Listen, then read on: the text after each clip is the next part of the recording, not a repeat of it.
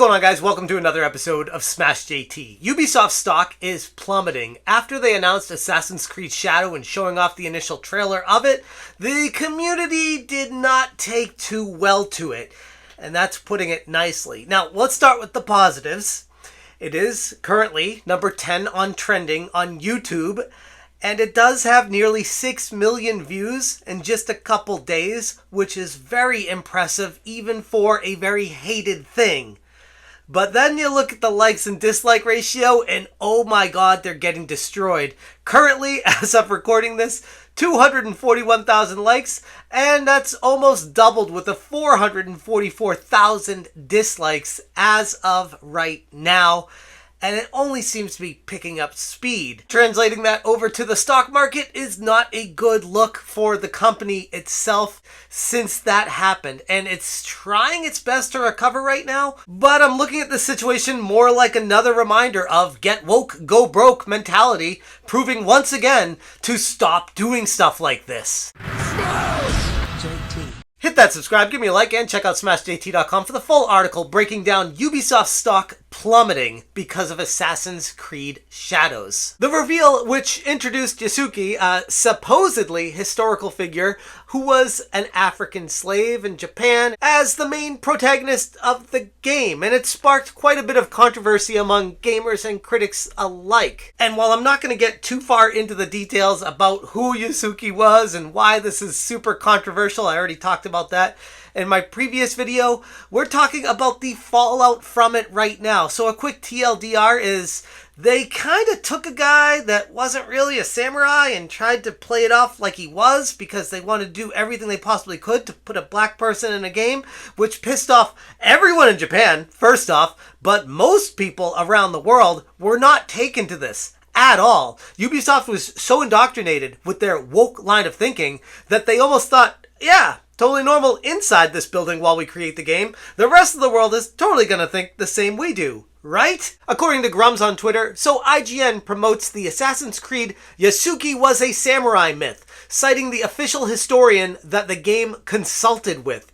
The historian, who wants to destigmatize Master Occulte transgenerational sex in her work Tales of Idolized Boys. Come on, Ubisoft, this is getting ridiculous. And he shows up the screenshot from IGN talking about why Yasuke was a black samurai and the pop culture legend.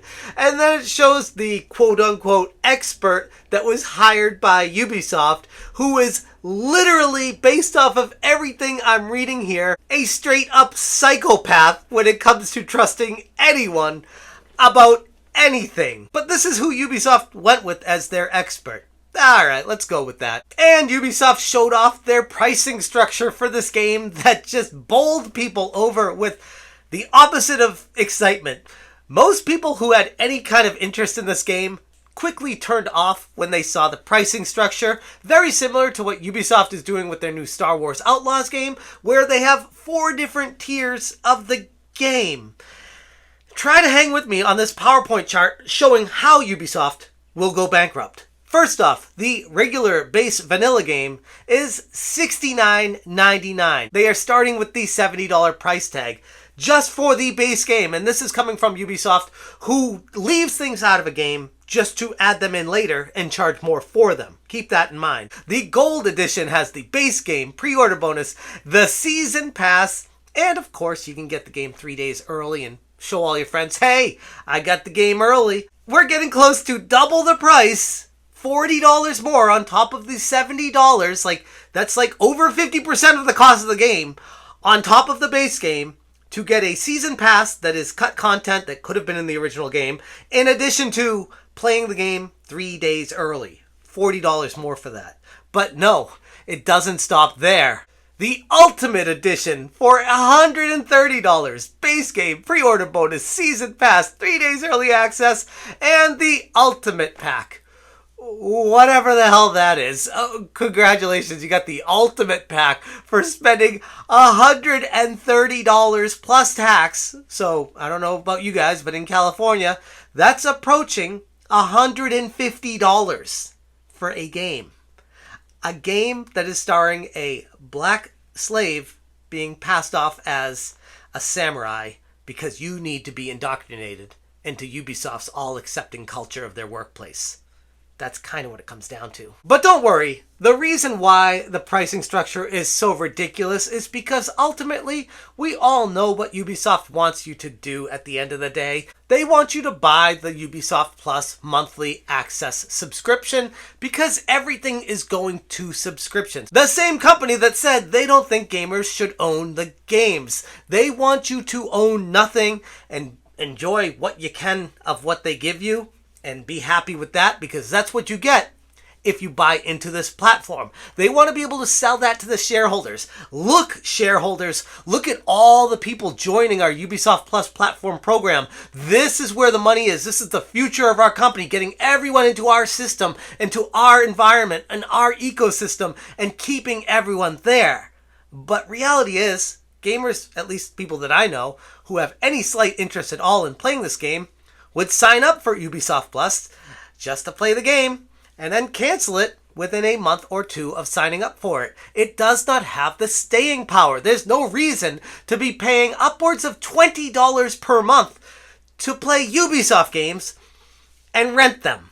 Not own them, just rent them. Despite the uproar, several media outlets, including Kotaku, I am so shocked that they're showing up here in defense of this woke madness. And Kotaku, alongside IGN and The Gamer, have all defended Ubisoft's decision of creating a Japanese story based off of samurais and using a black character as one of the lead protagonists. These publications have published multiple articles attempting to justify the inclusion of Yasuke as a significant character in the game. They argue that his story is an important part of history that deserves recognition and that his inclusion adds diversity to the game's narrative. That's why it's important, because we want diversity to the game's narrative. Because, God forbid, we make a Japanese game about samurais and have it starring a Japanese samurai warrior and do it anywhere close to as good as Ghost of Tsushima. No. We're Ubisoft. We are multicultural and diverse, so we need to make sure we go out of our way to represent black people.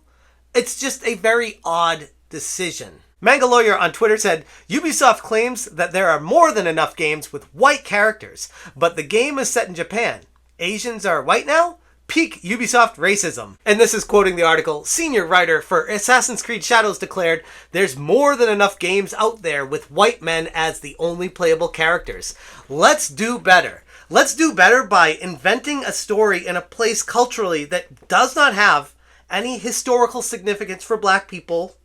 It just doesn't. Japan really doesn't. It's the reality. You can get mad at that all you want, but that's the reality. What Ubisoft is doing is trying to create a narrative and invent something that didn't even exist. That's why people are so up in arms about this. And you can say all you want, oh, it's a video game. It's not based on real life. It's not based on any of this stuff. They have the right to do what they want with it.